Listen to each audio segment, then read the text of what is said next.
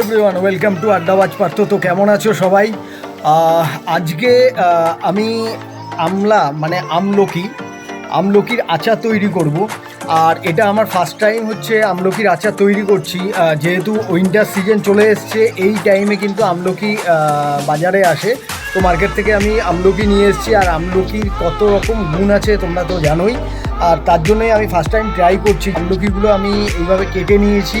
এইভাবে কেটে নেওয়ার পরে আমি এটাকে বয়েল করব। আর পুরো রেসিপিটাই হচ্ছে মায়ের কাছ থেকে আমি জেনে তারপরে করছি, জানি না কেমন হবে। তো চলো আচারটা কেমন হয় আর কিভাবে তৈরি করছি তোমাদেরকে দেখাচ্ছি। সবার প্রথমে আমলকিগুলোকে ভালোভাবে ধুয়ে সাইড দিয়ে এভাবে চিড়ে নেব। চিড়ে নিয়ে পরিমাণ মতো জল দিয়ে সেটাকে আমলকিগুলোকে ভালোভাবে বয়েল করে নেব।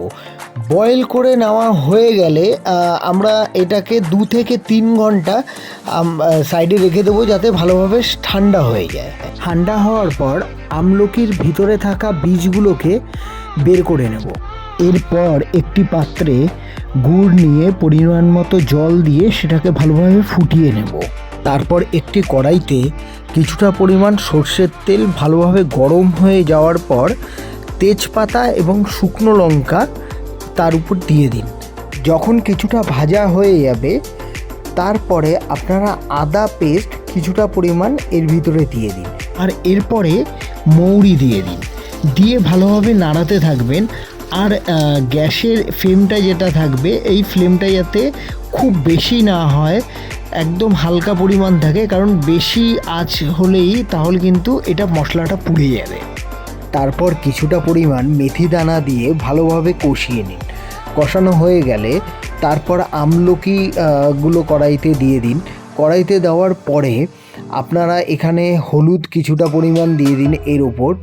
তারপরে দেবেন হচ্ছে নুন, তার সাথে একটু লঙ্কার গুঁড়ো দিয়ে দিন এবং আর কিছুটা পরিমাণ জিরের গুঁড়ো এবং ধনিয়া গুঁড়ো দেবেন। এরপর হালকা ফ্লেমে আমলকিগুলোকে মশলার সাথে ভালোভাবে নাড়াতে থাকুন। আর এটা মিনিমাম 10 থেকে 12 মিনিট কিন্তু এইভাবে আপনি ভালোভাবে নাড়াবেন। দেন যে গুড়টাকে আপনি জাল দিয়ে রেখেছেন, ওই গুড়টা আপনি এর ভিতরে ঢেলে দিন। তারপর 10 থেকে 15 মিনিট ভালোভাবে ফুটিয়ে নিন।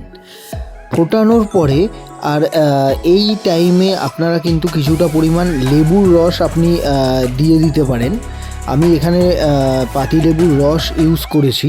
আর যতক্ষণ না এই আমলকিটা পুরো জেলি জেলি ভাব হয়ে আসছে, একটু আঠালো টাইপের হয়ে আসছে, ততক্ষণ কিন্তু এটাকে এভাবেই জাল দিতে হবে। আর জাল দেওয়ার পর দেখুন আস্তে আস্তে জলটা শুকিয়ে গিয়ে এইভাবে গাঢ় হয়ে আসবে। আর এইভাবেই কিন্তু খুব সহজে আপনারাও বাড়িতে কিন্তু এত সুন্দরভাবে কিন্তু আচারটা তৈরি করে নিতে পারেন। আমলকির আচারটা রেডি হয়ে গেছে। এবার আমি একটা পাত্রে ঢেলে প্রথমে ঠান্ডা করে নেব। আর এভাবেই আমি টেস্টি আমলকির আচার কিন্তু তৈরি করে ফেলেছি। আর ভিডিওটা তোমাদের কেমন লাগলো অবশ্যই কমেন্ট করে জানিও। আর যারা আমার চ্যানেলটা এখনও নতুন, সাবস্ক্রাইব করে দিও। দেখা হচ্ছে নেক্সট ভিডিওতে। বাই।